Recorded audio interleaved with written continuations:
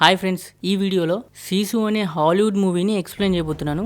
John Wick, machine impossible and కేజీఎఫ్ని ఆ సినిమాలన్నింటినీ mix చేసి చూస్తే ఎలా ఉంటుందో ఆ రేంజ్లో ఉంటుంది. అండ్ ఐఎమ్ డ్యామ్ షూర్ ఈ సినిమా చూసి నచ్చని వాళ్ళంటూ ఎవ్వరు ఉండరు. సో వీడియో ఎండ్ వరకు చూడండి. సో ఇలాంటి మూవీ ఎక్స్ప్లెనేషన్ కోసం నా ఛానల్ని సబ్స్క్రైబ్ చేసుకోండి అండ్ పక్కన బెల్ ఐకాన్ ఆన్ చేయడం మాత్రం మర్చిపోకండి. అది 1944 సంవత్సరం, రెండో ప్రపంచ యుద్ధం ముగింపు దశకు వస్తున్న టైం అది. సో యుద్ధానికి కాస్త దూరంలో కార్పీ అనే ఒక ముసలైన బంగారాన్ని వెతుకుతూ ఉంటాడు. సో ఒకరోజు నీళ్ళల్లో మట్టిని కడుగుతూ ఉంటాడు. అప్పుడు తనకు ఒక చిన్న బంగారపు రాయి కనబడుతుంది. అది చూసి కార్పీ ఇక్కడే బంగారం ఉందని కన్ఫర్మ్ చేసుకుంటాడు. ఆ తర్వాత చాలా చోట్ల బంగారం కోసం తవ్వుతూనే ఉంటాడు. అలా ఒక 2 రోజులు తవ్విన తర్వాత తనకు ఒక పెద్ద బంగారపు బండే దొరుకుద్ది. అది చూసి కార్పీ చాలా హ్యాపీగా ఫీల్ అవుతాడు.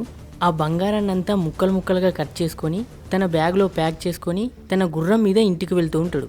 సో కార్పీ అలా వెళ్తున్నప్పుడు అదే దారిలో కొంతమంది నాజీ సైనికులు అమ్మాయిని ట్రక్లో బంధించి తీసుకెళ్తూ ఉంటారు. సో కార్పీ వాళ్ళని చూస్తూ వాళ్ళ పక్క నుంచి వెళ్ళిపోతూ ఉంటాడు. అయితే వాళ్ళలో ఒక సోల్జర్ కార్పీని షూట్ చేయాలని చూస్తాడు. కానీ వాళ్ళ కమాండర్ షూట్ చేయకు, ఆగు అంటారు.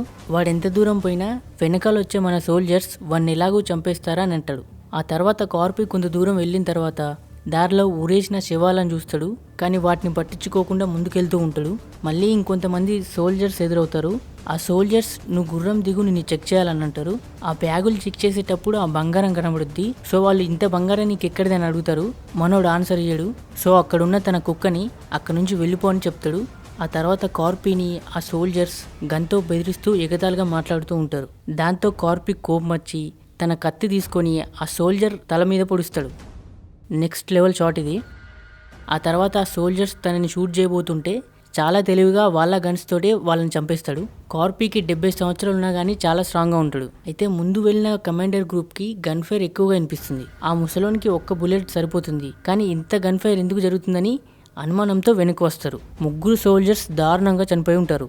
కానీ అక్కడ ఒక బంగారం ముక్క మాత్రం దొరుకుతుంది. సో ఆ ముసలుడు బంగారాన్ని దొంగిలించి పారిపోతున్నాడని ఆ కమాండర్కి అర్థమవుతుంది. కానీ కార్పీని చేజ్ చేయకుండా అలానే ఉండిపోతాడు. ఎందుకు ఇలా ఆగిపోయాడు అనేది ముందు మనకు అర్థం కాదు. కార్పీ వెళ్లే దారిలో ల్యాండ్ మైన్ ఆల్రెడీ పెట్టేసి ఉంచుతారు. సో అలా ముందుకు వెళ్తున్న కార్పీ తన గుర్రం ల్యాండ్ మైన్ మీద కాలేయడంతో అది పేలి గుర్రం ముక్కలు ముక్కలుగా పడి చనిపోతుంది. ఆ కమాండర్ సోల్జర్స్ తో వస్తూనే ఉంటాడు. ఆ బెటాలియన్ మొత్తం తన ముందుకు వస్తుంది. అయినా పట్టించుకోకుండా ఆ బంగారాన్ని ఏరుకుంటూ ఉంటాడు. వాళ్ళందరూ అలా చూస్తూ ఉంటారు. ఒక రాయి తీసుకొని ల్యాండ్ మైన్ మీద కొట్టడంతో ఒకదాని తర్వాత ఒకటి అన్ని పేలిపోతాయి.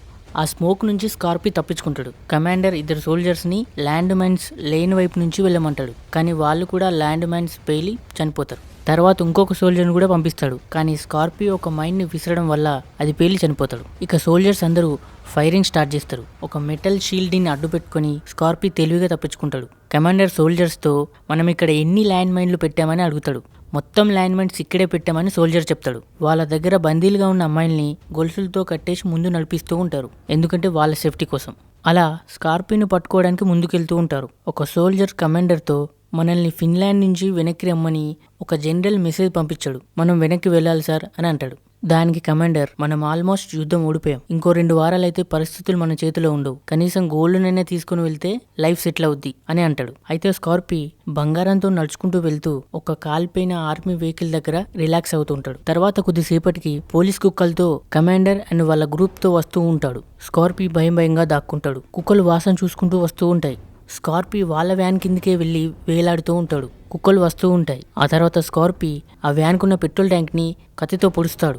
అందులో నుంచి వచ్చే పెట్రోల్ అంతా తన మీద పోసుకుంటాడు. సో పెట్రోల్ వల్ల కుక్కలు వాసనని పసిగట్టలేకపోతాయి. అందులో ఒక సోల్జర్ ఎక్కడో పెట్రోల్ కారిపోతుంది, బండ్లన్నీ ఆపేయనని అంటాడు. పెట్రోల్ వల్ల కుక్కలు పసిగట్టలేకపోతున్నాయని అంటాడు. ఈ గ్యాప్లో స్కార్పీ అక్కడి నుంచి పారిపోతూ ఉంటాడు.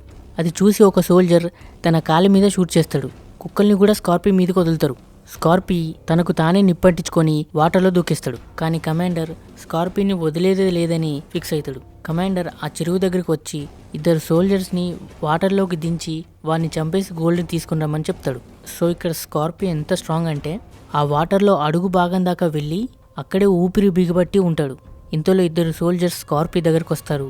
స్కార్పీ ఆ 2 సోల్జర్స్ని చంపేస్తాడు. ఆ తర్వాత ఇంకో 2 సోల్జర్స్ని కమాండర్ పంపిస్తాడు. వాళ్ళిద్దరిని కూడా చంపేసి ఫైరింగ్ నుంచి వాళ్ళ బాడీని అడ్డుగా పెట్టుకొని అక్కడి నుంచి వెళ్ళిపోతాడు. అయితే స్కార్పీ కుక్క అక్కడికి వచ్చి మూలుగుతూ ఉంటుంది. కమాండర్ దాన్ని పట్టుకుంటాడు. అండ్ కట్ చేస్తే స్కార్పీ తన బంగారంతో తన ఊరికి చేరుకుంటాడు. కానీ ఆ ఊరంతా తగలబడిపోయి ఉంటుంది. అక్కడ ఎవ్వరు ఉండరు, అందరూ చనిపోతారు. స్కార్పీ తన కాలిపోయిన ఇంటి దగ్గరికి వచ్చి ఇంత కష్టపడి బంగారం తీసుకొచ్చినా కానీ ప్రయోజనం లేకుండా పోయిందే అని బాధపడుతూ ఉంటాడు. ఇంతలో తన కుక్క అరుపులు వినిపిస్తాయి. బయటకు వచ్చి చూస్తాడు. కుక్కను చూసి చాలా హ్యాపీగా ఫీల్ అవుతాడు. ఆ కుక్కకు ఒక బాంబు సెట్ చేసి ఉంటుంది. అది తీసి విసిరేసే లోపే చేతిలోనే బాంబు పేలిపోతుంది.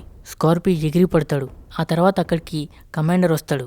మమ్మల్ని ఆగం చేసినావు గారా, నిన్ను చంపాలన్నా నాకు చిరగ్గా ఉందని చెప్పి స్కార్పీని ఉరివేసి వేలాడదీస్తారు. ఒక చిన్న బంగారం ముక్కని స్కార్పీ జేబులో పెట్టి దీనికోసమే కదా ఇంత కష్టపడ్డావు అని చెప్పి ఆ బంగారం అంతా తీసుకుని కమాండర్ అక్కడి నుంచి వెళ్ళిపోతాడు. వాళ్ళు వెళ్ళిపోయిన కాసేపటికి స్కార్పీ మళ్ళీ కళ్ళు తెరుస్తాడు. తనని ఉరివేసిన ఆ స్తంభానికి ఒక మేకుంటుంది. దాని మీద కాలేసి తన బాడీని సపోర్ట్ చేసుకుంటూ ఉంటాడు. అలా తన ప్రాణాలని కాపాడుకుంటూ ఉంటాడు. తెల్లవారేదాకా కూడా అలాగే ఉంటాడు. తన అదృష్టం కొద్దీ ఒక ప్లేన్ కింది నుంచి వెళ్తుంది. ఆ గాలి ఫోర్స్కి ఆ ఉరివేసిన స్తంభం కాస్త లూజ్ అవుతుంది. దాంతో స్కార్పీ కిందికి జారి పడిపోతాడు. అయితే ఆ ప్లేన్ నుంచి ఇద్దరు సోల్జర్స్ దిగుతారు. వాళ్ళ ప్లేన్కి పెట్రోల్ అయిపోవడం వల్ల కిందికి దిగి పెట్రోల్ వెతుకుతూ ఉంటారు. అయితే ఆ సోల్జర్స్లో ఒక సోల్జర్ స్కార్పీని చూస్తాడు. వీడు ప్రాణాలతోనే ఉన్నాడని ఇంకో సోల్జర్తో ఈ సోల్జర్ చెప్తాడు. అయితే వాని కుక్కని చంపేమని ఆ ఇంకో సోల్జర్ చెప్తాడు. అంతలో స్కార్పీని చంపుదామని వచ్చిన సోల్జర్ని తన కాళ్ళ మీద తంతాడు. దాంతో వాడి తల ఒక ఇనుప రాడ్ మీద తగలడంతో వాడు స్పాట్లోనే చనిపోతాడు. ఇంకొక సోల్జర్ అక్కడికి వస్తాడు. వాణ్ణి కూడా తల మీద కొట్టి కింద పడేస్తాడు. ఆ తర్వాత స్కార్పీ తన జేబులో ఉన్న బంగారం ముక్కను చూస్తూ కోపంతో ఫీల్ అవుతూ ఉంటాడు. తను కష్టపడి సంపాదించిన బంగారాన్ని ఎలాగైనా దక్కించుకోవాలని స్కార్పీ చాలా బలంగా ఫిక్స్ అవుతాడు. సో ఇక తన బాడీకి తగిలిన గాయాలకి ఫస్ట్ ఎయిడ్ చేసుకొని ఆ మిగిలిన సోల్జర్ని తీసుకొని ఆ ఫ్లైట్లో వెళ్ళిపోతాడు. సో మరోపక్క కమాండర్ మిగిలిన సోల్జర్స్తో ఒకవైపు వెళ్తూ ఉంటాడు. దారిలో ఒక ఫ్లైట్ కూలిపోయి ఉంటుంది. ఆ ప్లేన్ ఎవరిదో కాదు, ఇందాక స్కార్పీ వేసుకెళ్లిన ప్లేనే. కమాండర్ మన వాళ్ళు ఎవరైనా బతుకున్నారో లేదో చూడు అని సోల్జర్కి చెప్తాడు. ఆ ప్లేన్లో ఒక సోల్జర్ చనిపోయి ఉంటాడు. తన మెడలో ఉరేసిన తాడుంటుంది. సో అక్కడున్న సోల్జర్ కమాండర్తో చెప్తాడు, ఈ ఉరితాడు నిన్న మనం స్కార్పీకి వేసింది అని చెప్తాడు. స్కార్పీ వచ్చేసాడని కమాండర్కి అర్థమవుతుంది. సో కమాండర్ వెహికల్స్ ఎక్కడా ఆగకుండా వెళ్ళమని చెప్తాడు. అమ్మాయిలు బందీలుగా ఉన్న వ్యాన్లో ఇద్దరు సోల్జర్స్ ఉంటారు. ఆ సోల్జర్స్లో ఒకడు వాడు వచ్చేసాడని అంటాడు. భయంతో బందీగా ఉన్న ఒక అమ్మాయి నవ్వుతుంది. ఇంతలో స్కార్పీ ఆ వ్యాన్లోకి వచ్చి ఆ ఇద్దరు సోల్జర్స్ని చంపేసి ఆ అమ్మాయిల్ని విడిపించి వాళ్లకు గన్లు ఇస్తాడు.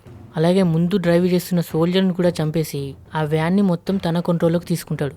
వ్యాన్ని కాస్త స్లో చేస్తారు. ఇంకొక సోల్జర్స్ ఉన్న వ్యాన్ వీళ్ళ పక్కకు వస్తుంది. అమ్మాయిలందరూ ఒకేసారి ఆ సోల్జర్స్ని గన్స్తో కాల్చి చంపేస్తారు. కమాండర్ ట్యాంకర్ మీదకి స్కార్పీ దూకి పెద్ద పెద్ద శబ్దాలు చేస్తూ ఉంటాడు. సో అందులో ఉన్న ఒక సోల్జర్ ఏంటా శబ్దం అని బయటకెట్టి చూస్తాడు. స్కార్పీ ఆ సోల్జర్ మీద అటాక్ చేస్తాడు. ఇద్దరూ కొట్టుకుంటూ ఆ ట్యాంకర్ నుంచి కింద పడిపోతారు. అందులో ఉన్న కమాండర్ వాళ్ళని చూస్తూ నా దగ్గర బంగారం అయితే ఉంది, దగ్గరలో ఉన్న ఇంకొక ప్లేన్ నుంచి పారిపోవచ్చని అనుకుంటాడు. స్కార్పీ ఎలాగూ తను ఫాలో చేయలేడని అనుకుంటాడు. సో అలా ముందుకు వెళ్తూ ఉంటాడు. స్కార్పీ ఆ పడిపోయిన సోల్జర్ని చంపే లోపే అక్కడికి ఇద్దరు సోల్జర్స్ వార్ బుల్లెట్ బైక్ మీద వస్తారు. స్కార్పీని చూసి ఆ బుల్లెట్ బైక్ని అక్కడే వదిలేసి పారిపోతారు ఆ సోల్జర్స్.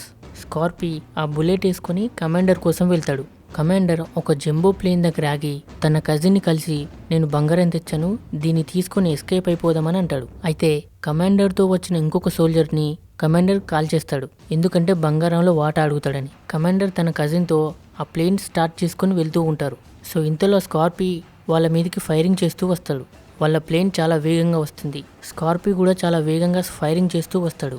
ఆ ప్లేన్ దగ్గరికి వచ్చేసరికి చిన్నగా పైకి ఎగురుతుంది. సో ఆ పైకి ఎగురుతున్న ప్లేన్కి తన చేతిలో ఉన్న ఒక ఇనుప కూడల్ని తీసుకొని ఆ ప్లేన్ గుచ్చుతాడు. దాంతో స్కార్పీ కూడా ఆ ప్లేన్కి అతుక్కుపోయి ఆ ప్లేన్తోనే పైకి ఎగిరిపోతాడు.